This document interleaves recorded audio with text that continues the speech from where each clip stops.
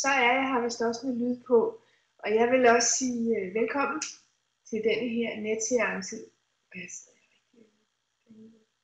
Godt. Jeg skulle lige vide, at jeg sad rigtigt for kameraet. Til denne her netseance om revalidering, og som Elvira sagde,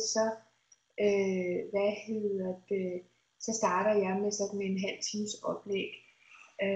For nogle af jer vil det jo være repetition fra kurserne, og så har vi jo glæden af at have nogen med, som egentlig har været på vores revalideringskursus, og for jer vil noget af det være nyt. Men I har som sagt muligheden for at stille spørgsmål. Så jeg tror bare, at jeg vil gå i gang. Det vi taler om, når vi taler om revalidering, er jo i virkeligheden en rigtig, rigtig gammel ting. Reglerne findes i lov om aktiv socialpolitik, kaldet aktivloven i daglig tale. Og hvis man skal finde ud af, hvad der egentlig er gældende for revalidering, så er vi lidt belastet af, at nogle af de her regelsæt faktisk er forholdsvis gamle. Og derfor lægger jeg benhårdt ud, det skal ikke være retshistorisk det her, men lægger benhårdt ud med planche 2 her, som er fra bemærkningerne til sociallovsreformen fra 1998. Og det man kan se ud af det er, at bortset fra at man lavede et erhvervsevnekriterium til det arbejdsevnekriterium vi kender nu, så er revalidering overført uændret for bistandslovens regler. Det er jo ikke noget, vi skal tærske langhalm på her, men det siger jo noget om, hvor gammelt det her revalidering er, og hvor langt rødderne går tilbage, så at sige. Den pointe, grunden til, at jeg har det her citat med, er, at det er faktisk en af de tekster, jeg har sendt mest rundt i landet. Og grunden til det er, hvis I ser, der er sådan ligesom et afsnit i midten, og det der står er, at at betingelserne for at få støtte til revalidering er således, at der skal være begrænsninger i arbejdsevnen, og så kommer det her, og hvor revalidering er nødvendig for, at den pågældende kan fastholde, eller for at få arbejde, det er jo arbejdsfastholdelse, eller indtrængen på arbejdsmarkedet, eller hvad man nu skal sige, og så kommer det, der egentlig er min pointe, således altså nødvendigt for, at pågældende kan fastholde, eller få arbejde, og dermed forsørge sig selv helt eller delvist. Og med det ønsker jeg at slå den pointe fast, at hvis en ledig kan revalideres til en væsentlig højere grad af selvforsørgelse, end den de er i stand til, når de retter henvendelse til jobcentret, så er der altså ikke noget krav om, at revalidering skal være til fuld tid. Det er en udbredt misforståelse, som sådan set amputerer revalideringsredskabet en lille smule. Så lad mig lige slå fast, revalidering er ikke nødvendigvis til fuld tid. Omvendt, hvis vedkommende kan bringes op til fuld tid, og vedkommende er revalident, så er det som udgangspunkt jobcenterets opgave at medvirke til, at de bliver fuldt ud selvforsørgende. Hvad siger du, Hanne? Der er nogen, der har problemer med lyden lige pt. Med lyden? Ja, men det er kun Susie, der ikke kan høres. Okay, det var lidt trist. Ja. Må man sige.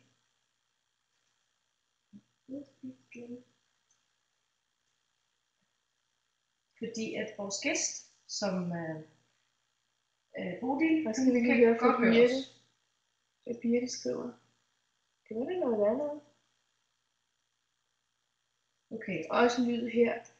Så jeg spørger lige Susie, om hun kan gå ind og ud igen. Ja.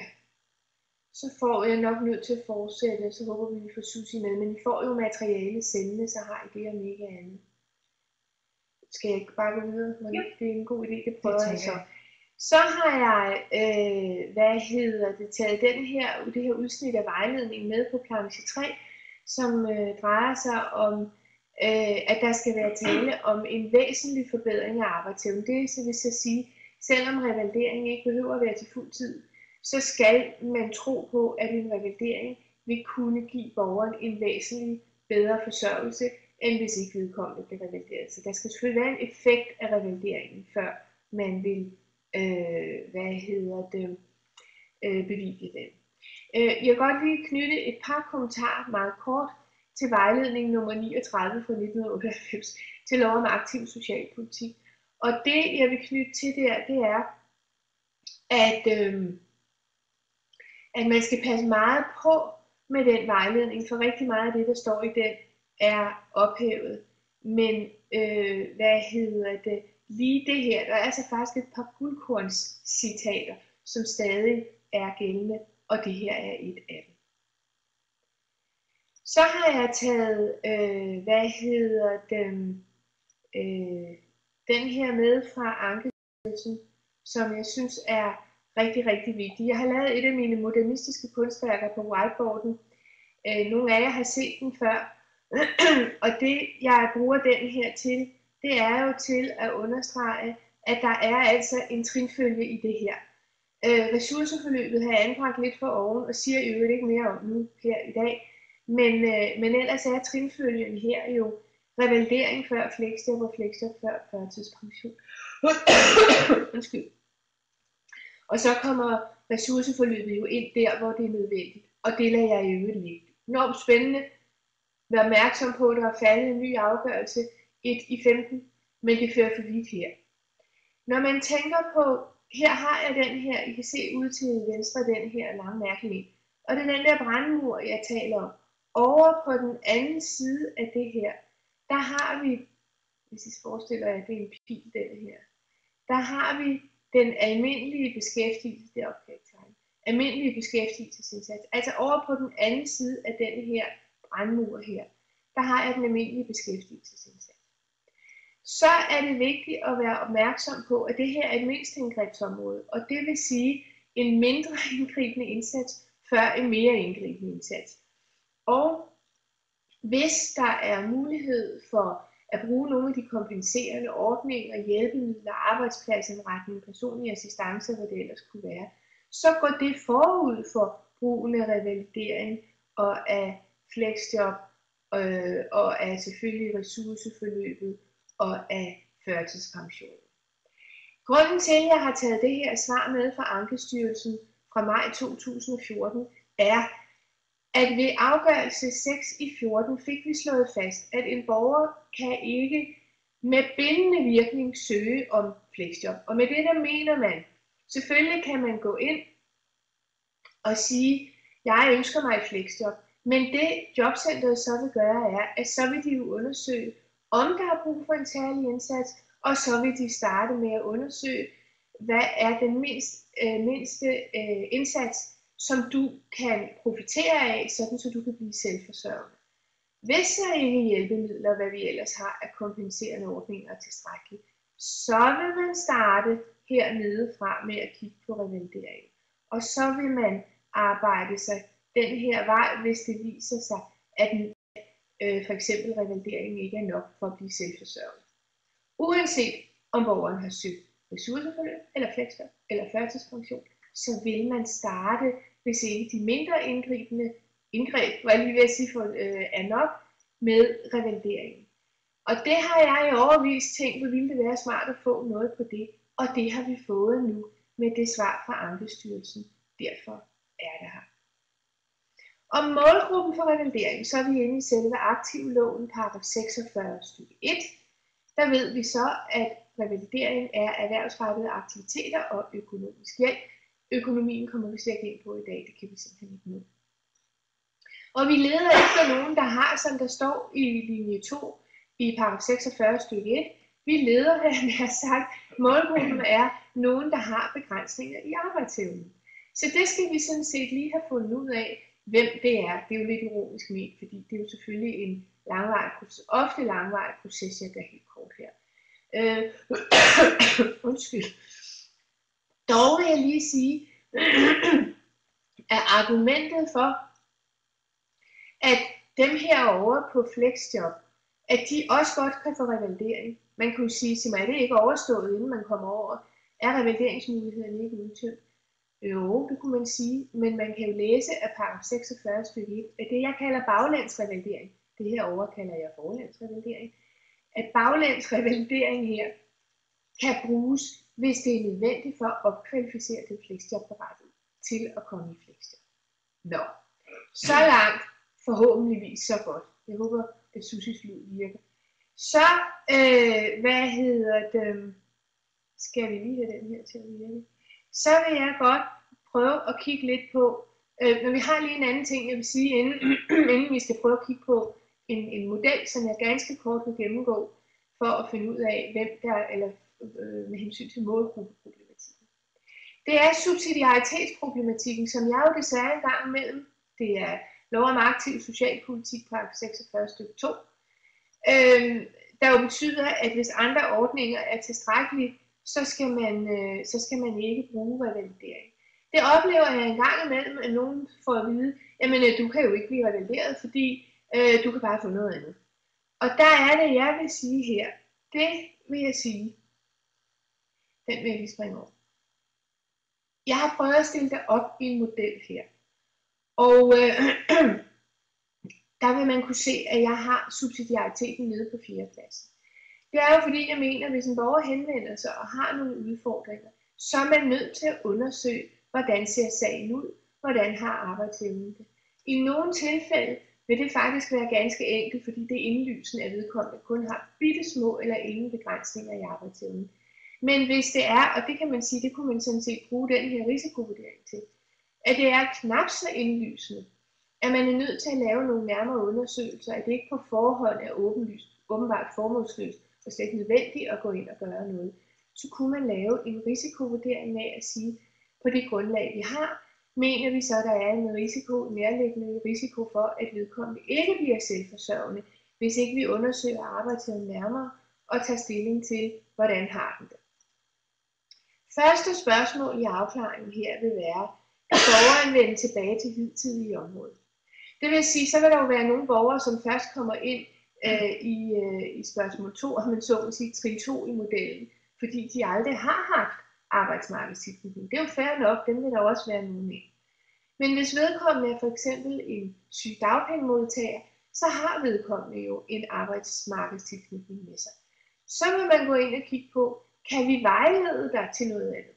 Er det fordi dit hoved, kære borger, om jeg så må sige, skal drejes i en anden retning? Eller vil dine begrænsninger i arbejdsevnen for det her mindsteindgrebsområde kunne afhjælpes med arbejdspladsindretning, med hjælpemidler, med handicapkompensationsloven eller noget andet? Og hvis svaret er ja, det kan vi sagtens, så er man, om jeg så må sige, stemt hjem, så er man ude af modellen. Og hvis svaret er nej, så vil man gå videre til det her spørgsmål 2, hvor de borgere, der ingen arbejdsmarkedstilknytning har, også vil komme ind. Så vil man sige, kan denne gode borger bestride, hvis de har arbejdsmarkedstilknytning, noget andet, end det de gjorde tidligere, eller kan de overhovedet bestride noget ude på arbejdsmarkedet sådan et omfang, at de kan blive selvforsørgende, og så vil spørgsmålene ligne dem, vi havde i trin 1, helt uden hjælp, måske med vejledning, måske med en kortere virksomhedspraktik, eller skal der kompenserende midler til?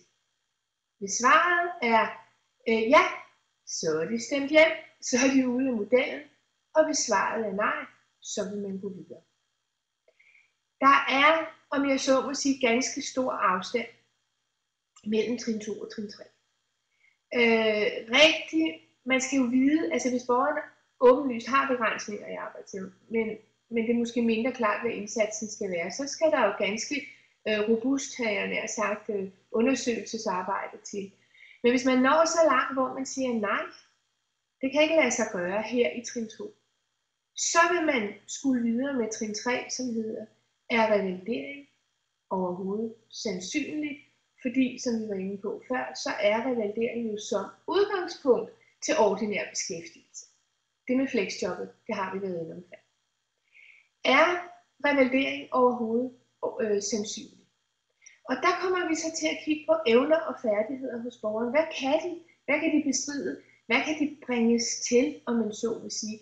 Også med alle muligheder for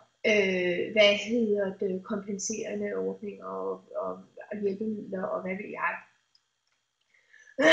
Og hvis svaret er nej, det kan de ikke. Der er ingen mulighed. Og arbejdsevnen er så lille, at man må sige, at vi kan heller ikke bringe den op til en højere grad af selvforsørgelse ved revalidering. Vedkommende kan simpelthen ikke blive selvforsørgende, heller ved revalidering.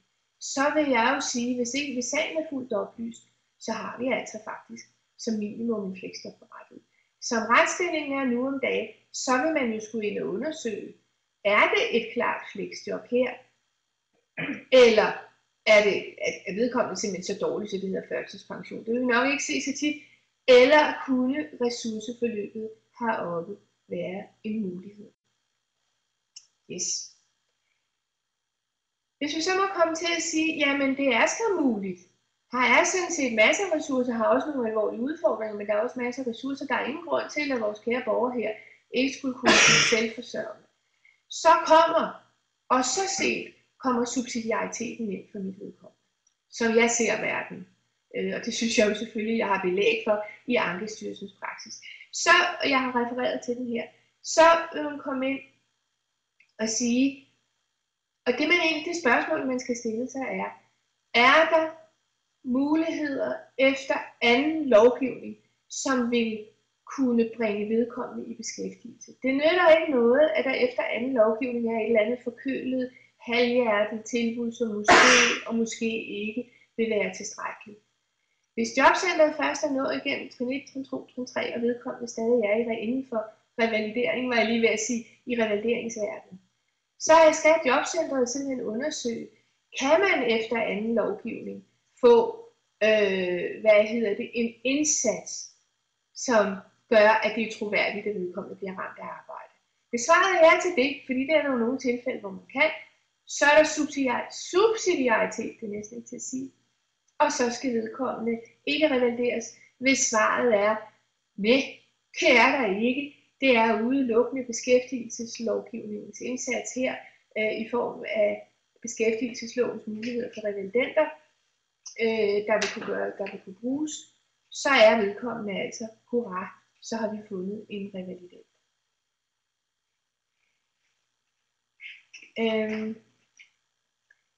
Med hensyn til oplysningsgrundlaget, så er det jo rehabiliteringsplanens forberedende del. Sagen skal ikke, det er i paragraf 46 stykke 2, forelægge for rehabiliteringsteamet. Det er en ren kommunal affære, om man så må sige.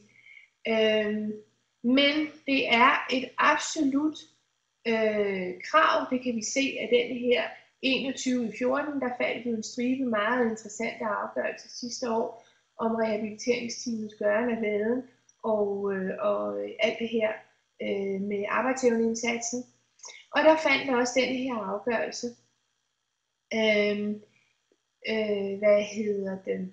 Jeg vil i øvrigt godt lige, jeg vil godt lige hoppe en lille smule tilbage her. Det var den her vej, jeg skulle hoppe. Og så det beklager jeg, så vil jeg lige hoppe her tilbage og sige, der var en ting, jeg var ved at glemme, og jeg vil faktisk godt lige bremse op, jeg skal nok vende tilbage til det, jeg kom før. Denne her, jeg har på whiteboarden nu, om efter en gennemgang af modellen, denne her oppe. Der synes jeg, selvom jeg jo ødelægger med systematik lidt, og det beklager jeg virkelig, så vil jeg sige, der skal laves en samlet vurdering, når man er igennem modellen. Man skal kigge på, hvilke kvalifikationer har borgeren med sig, hvilke særlige forhold gør sig gældende. Er der tale om langvarige særlige forhold, fordi det behøver ikke at være varigt i modsætning til fleksjob og førtidspension. Og så alt i alt, så plejer jeg simpelthen at sige, for jeg skal have et eller andet forhold mig til, at jeg kan forstå.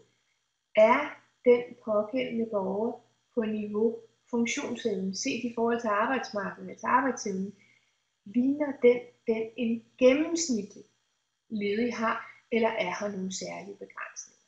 Så vil jeg mene, hvis man kan argumentere for det, og hvis man kan føre det ind i rehabiliteringsplanen, så har man en særdeles velargumenteret sag. Så hopper jeg lige tilbage til det, og det er den her planche 10 og afgørelse 21/14. Og det jeg vil sige om det, det er jo i virkeligheden noget, som jeg aldrig troede, jeg skulle nå til her og sige, kære arbejdsevne metode.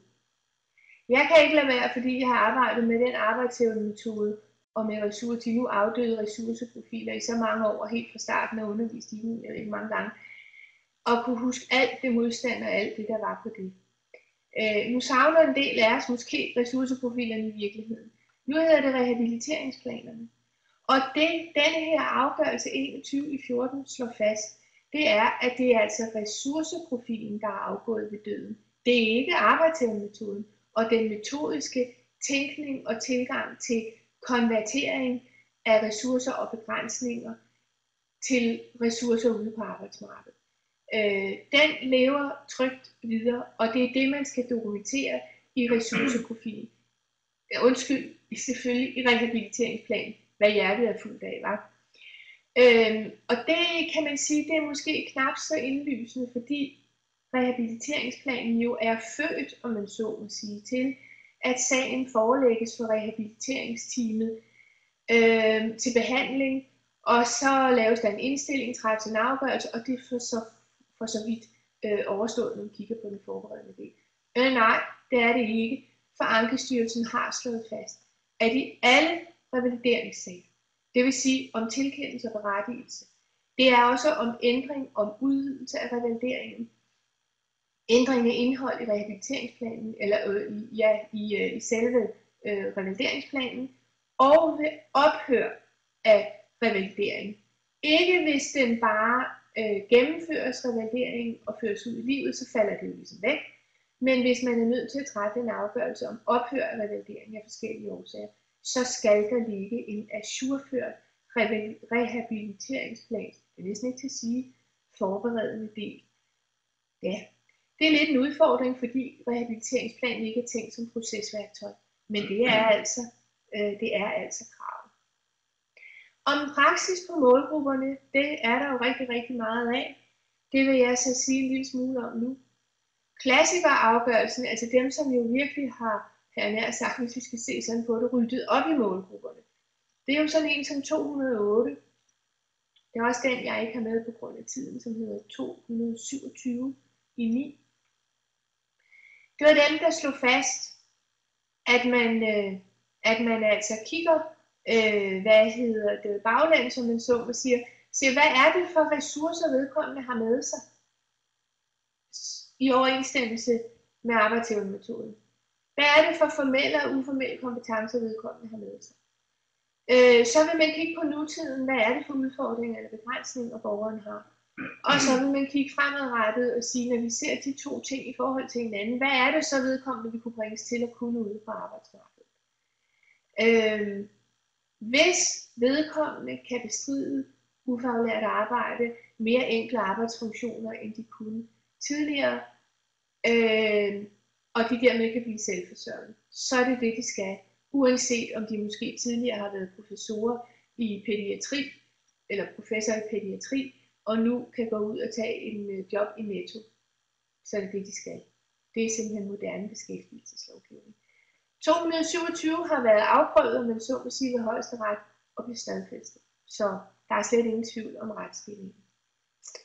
Den her 17809 tager med, fordi der er jo nogen, der har helt klare begrænsninger i arbejdsevnen. Og det kan man sige, ja, det har de.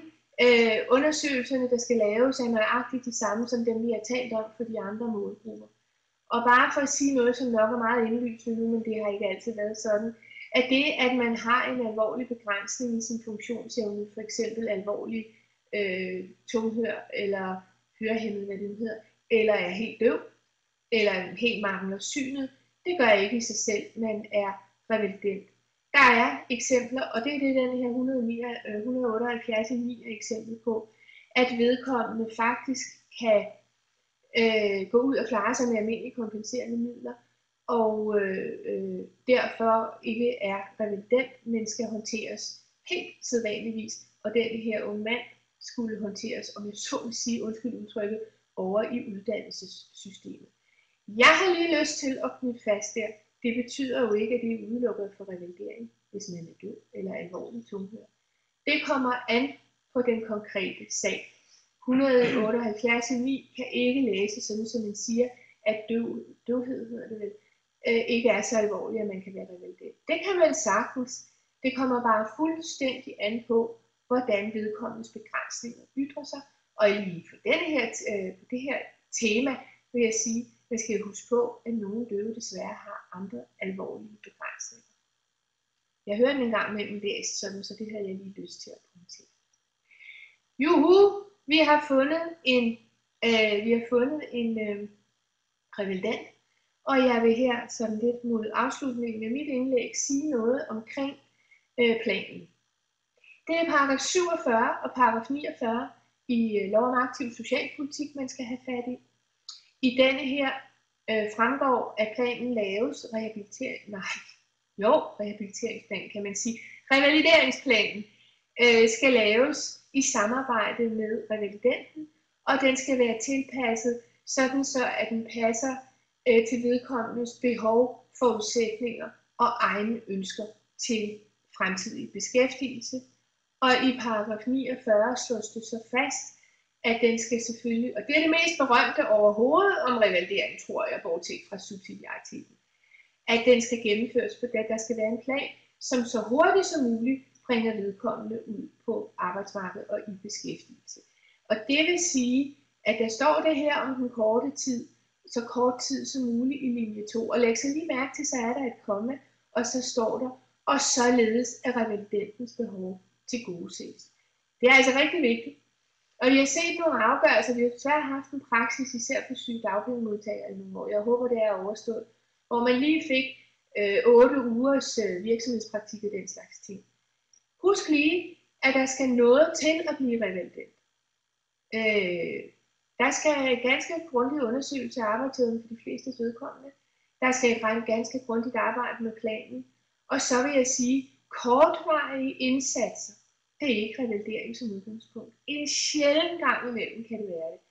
Og jeg vil sige, det må være yderst sjældent, at revalideringsindsats er under 6 måneder. Og så skal man huske, at revalidering, det er tilførelse af nye kompetencer. Og det er også sjældent, at udelukkende virksomhedspraktik og optræning i virksomhedspraktik kan være revalidering. Ofte skal der også tilføres af nogle kompetencer. Det kan være kortvarige kurser og andet. Det er rigtig, rigtig vigtigt, for vi trænger altså lidt til at få løftet revalideringsindsatsen her i landet. Så den der med lige at sige, nu skal du have noget virksomhedspraktik, så du kommer op i tid, det har ikke noget med revalidering at gøre. Vær lige opmærksom på det. Så har jeg taget et par planafgørelser med. Det er en, som ikke havde, en der var revalident, den her 212 i 11, men vedkommende kunne ikke få lov her, så at blive revalideret til det vedkommende gerne ville. Og det var simpelthen der var mindre til gode jobmuligheder inden for faget. Der skal så vidt muligt være gode jobmuligheder inden for faget. Er der ikke det, så kan man godt give revalidering alligevel, hvis der er en konkret og individuel begrundelse for, at vedkommende vil have særlige muligheder for at komme i job inden for det fag. Jeg husker en gang for mange år siden, alle ville være stylister. Det kan vi afslag på fra en kant af, for det var der ikke noget arbejde i. Og så en dag, så vandrede der ind ad døren, som faktisk havde nogle helt specielle kvalifikationer, og som havde lovning på, at hvis hun fik uddannelsen, så kunne hun komme i beskæftigelse. Se, det var jo en helt anden affære. Det jeg synes er vigtigt at få pointeret med den her 212 i 11, det er også, at vedkommende her, som det står nede i den nederste dot, eller hvad sådan noget hedder, vedkommende ville kun kunne stå til rådighed for en mindre del af arbejdsmarkedet for afspændingspædagoger, som var det, hun gerne ville være. Simpelthen fordi hun kun kunne bruge højere arm i begrænset omfang. Det synes jeg, den her afgørelse er rigtig god til at understrege, at det duer ikke det der med at få revalidering til et eller andet, uanset at man er revalideringsplanen forenelig med mine begrænsninger.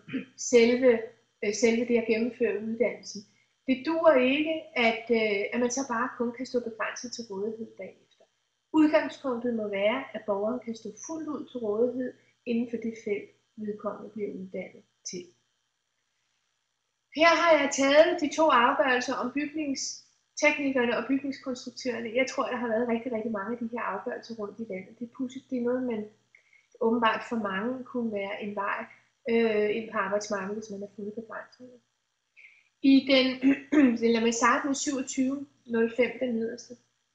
Der fik vedkommende lov til at få den 3,5-årige bygningskonstruktøruddannelse i modsætning til den 2-årige bygningstekniker. Og det var altså fordi, at vedkommendes begge uddannelser ville vedkommende kunne gennemføre med de begrænsninger, vedkommende havde. Men der var en ret klar overvægt, når man kiggede på, hvad er det for jobfunktioner, der blev udbudt, når man var bygningskonstruktør.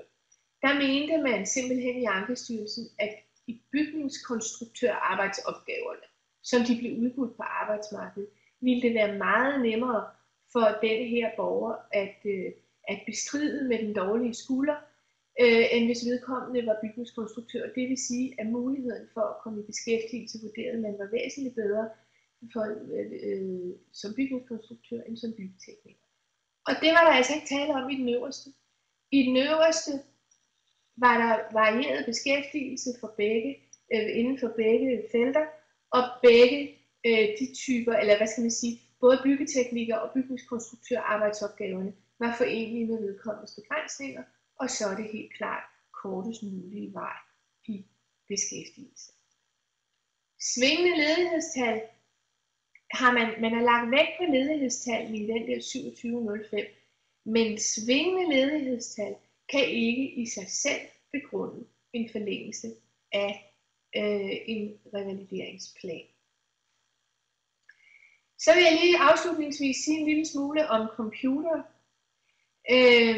Her har vi en, som det er faktisk en bygningskonstruktør, faktisk får en computer, og så får rigtig, rigtig mange penge software, og høre, hvad jeg har forstand på. Og det er altså fordi, at man kan simpelthen bare ikke blive sådan en her bygningskonstruktør, uden at have en stor, kraftig computer, der kan trække nogle meget, meget, meget tunge, hvis man kan sige det sådan, tunge tegneprogrammer. Det er hele deres væsentligste arbejdsredskaber. Og der siger man så, han havde godt nok en computer i forvejen, men det var en, som umuligt kunne opgraderes, eller hvad sådan noget hedder, til at trække det her tunge stads. Og derudover var det uomgængeligt nødvendigt, at vedkommende havde sin egen personlige. Og derfor besluttede man sig for at bevilge. Så har jeg taget sådan en gammel svend med, som denne her 12 år gamle afgørelse, det vil sådan, man næsten kan sige, kan man bruge dem stadigvæk på det her område. Jeg tager den med, fordi den er gældende. Og hvis det nu skulle være sådan, at revalidenten har mulighed for at få sit computerbehov under uddannelsen opfyldt på uddannelsesstedet, det kunne man jo engang. Det tror jeg ikke, man kan så mange steder mere. Men hvis man kan det, og der ikke er nogen særlige grunde til, at vedkommende skulle have sin egen personlige, så kan man give afslag. Det vi mangler noget praksis på, det er jo, er det at have, hvis det er en computer, der kun skal bruges til at skrive på, så det kan være en meget lille, enkel, billig en. Har vi så computer i Danmark i sådan et omfang, at man kan sige, at det er helt sædvanligt, at man har en computer. Det ved vi ikke, hvad Ankestyrelsen vil sige til det. Og så vil jeg sige, hvis vi får en revalident, som ikke har ejet en computer før, og den er nødvendig i uddannelsen, det vil den være stort set altid, så vil jeg nok mene, at man vil være forpligtet til at bevilge den. Men vi mangler noget praksis på det her område. Forlængelse, revalidering kan forlænges. Det kan de, hvis der er nogle forhold, der gør, at vedkommende ikke kan gennemføre uddannelsen inden for den normerede tid, og der er plads inden for de 5 år, man kan få revalideringsydelse. Og det er helt sandsynligt og troværdigt, at vedkommende på trods af en forlængelse vil kunne gennemføre planen og ende med at komme i beskæftigelse. Og der kan I se, det kan være nedsat fysisk eller psykisk funktionsevne eller noget helt specielt. eller børnepasning. Ja. Midlertidig afbrydelse af kortere tid, op til et halvt års varighed, er jo noget, man kan have i øvrigt. Og det var simpelthen den sidste, jeg har med, så jeg vil godt lige runde af med her og sige, opsamlende revalideringsområdet hører til under arbejdsevneafgørelserne, altså revalidering, fleksjob, ressourceforløb og førtidspension. Og det er et mindste indgrebsområde. Ligner borgeren den gennemsnitlige ledige, eller er der noget særligt, der gør sig gældende her? Der skal være nogle særlige udfordringer eller begrænsninger, sådan så at det er revalidering og den ro og alt det der, vi ikke har nået at tale om i dag, der er jo rigtig mange ting, jeg ikke har kommet ind på i dag, der gør, at revalidering vil være den rigtige indsats. Er udfordringerne, den her borger har, som minimum længerevarende? Hvis det er noget, der går over i løbet af kortere tid, så kan man ikke bruge revalidering. Og så til sidst, er planen den korteste realistiske plan for, man kunne kalde det indtrængen eller tilbagevenden til beskæftigelse. Indtrængen på arbejdsmarkedet eller tilbagevenden til beskæftigelse. Ja, det var, hvad jeg havde.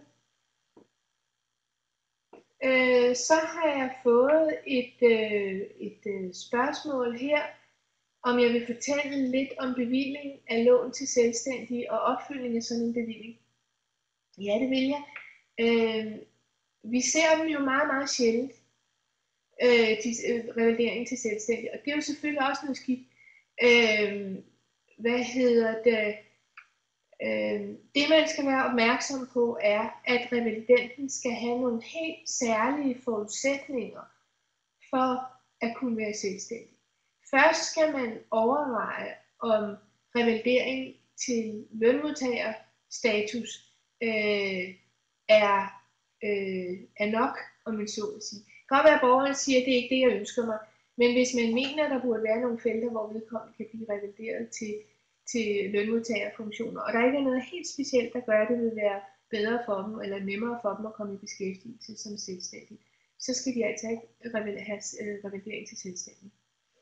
Hvis de har det,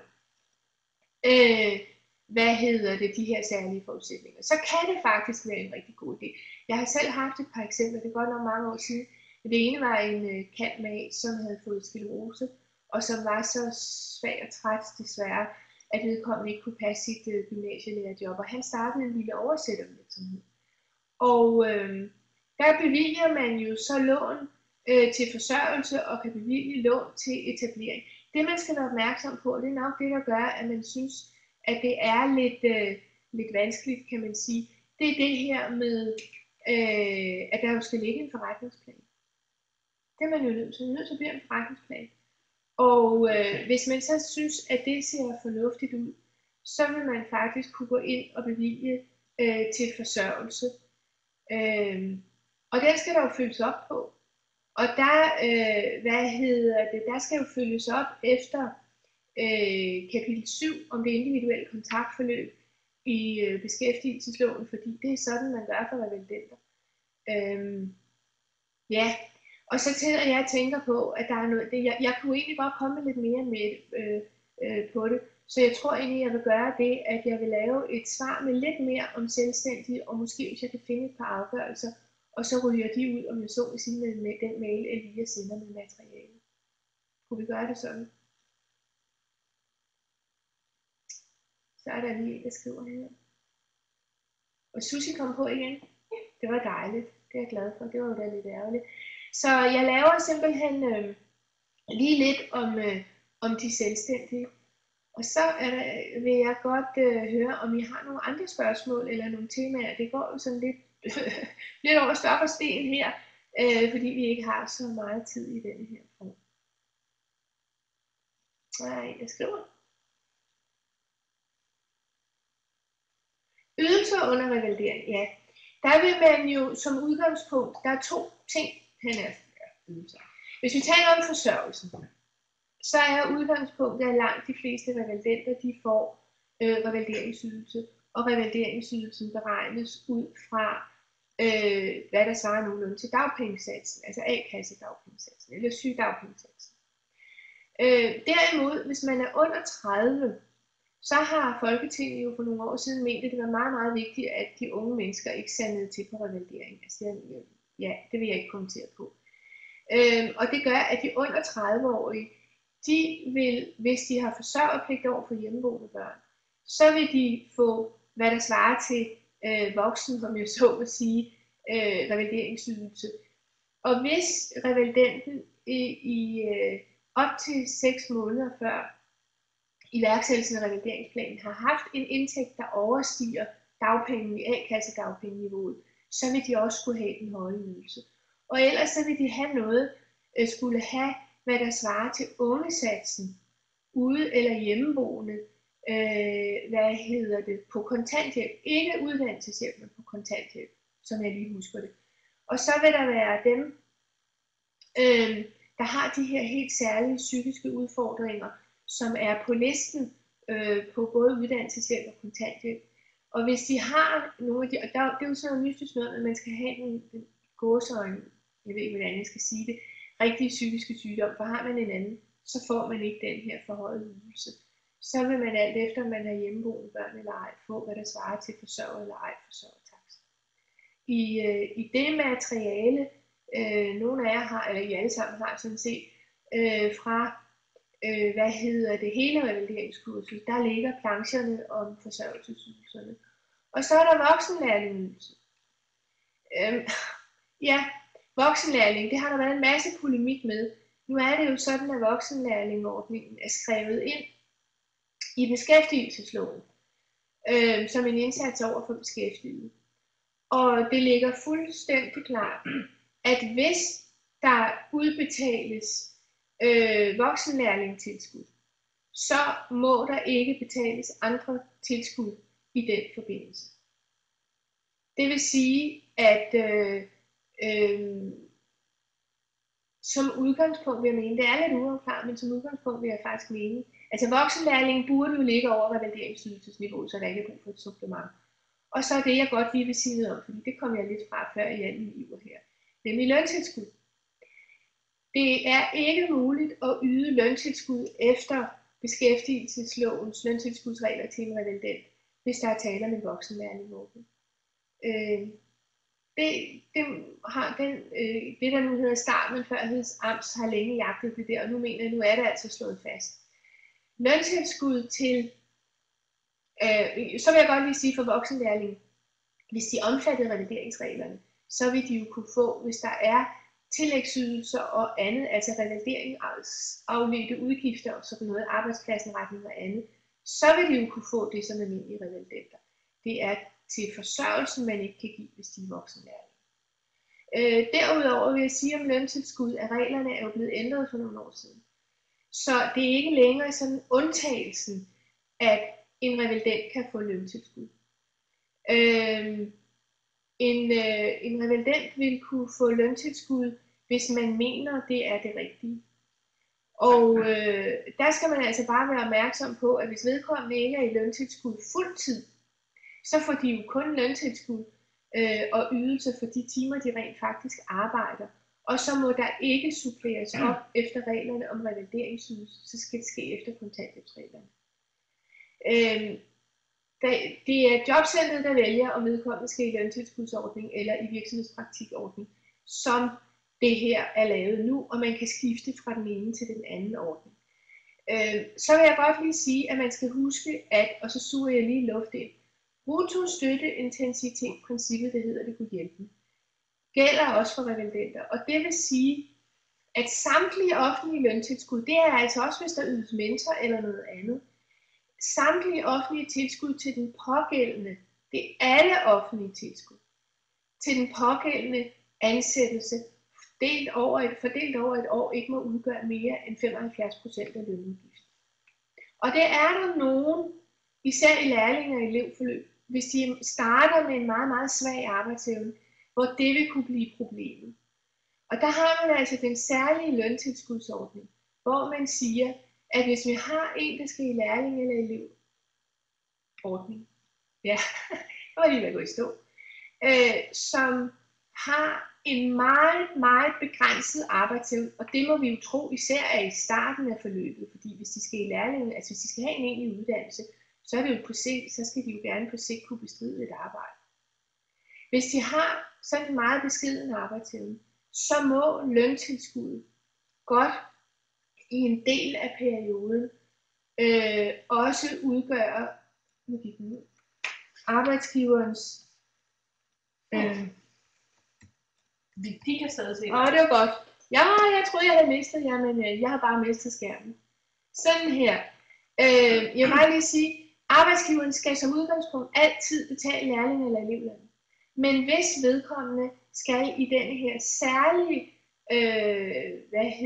løntilskudsordning, fordi de til en start har så lille en arbejdsevne, så må løntilskud godt i en del af perioden også dække hele eller noget af arbejdsgiverens løn. Lønudgift selvfølgelig. Hvis en revalident har fået revalydelse under uddannelse og efterfølgelse af lærlingeløn, så kan de vel godt, støtte efter 63, støtte til særlige revalideringsafledte udgifter, det kan de godt få. Det er der ikke noget problem i. Det er selve forsørgelses, ligesådan studiematerialer og arbejdsredskaber, hvis det ligger ud over det, arbejdsgiveren ellers skal betale. Ja, det kan de sagtens. Det er ved lærling og elev, ved lærlingeforhold, og ved voksenlærling, det er der, man kun må få det ene tilskud. Ved almindelige lærling og elevforløb kan der godt udbetales løntilskud, men arbejdsgiveren skal betale for lærling og elevløn, medmindre det er den her helt særlige ordning for dem med de bitte små, dem der starter med meget, meget små arbejdsevner. Det er jo for at få de allerdårligste, hvis jeg må bruge det udtryk, i lærling og elevforløb, også der, hvor man tror på, at det kan bære, og de får forbedret arbejdsevnen ved optræning. Ja? Simpelthen. Så er der en, der skriver igen. Hører vi lige, hvad der kommer.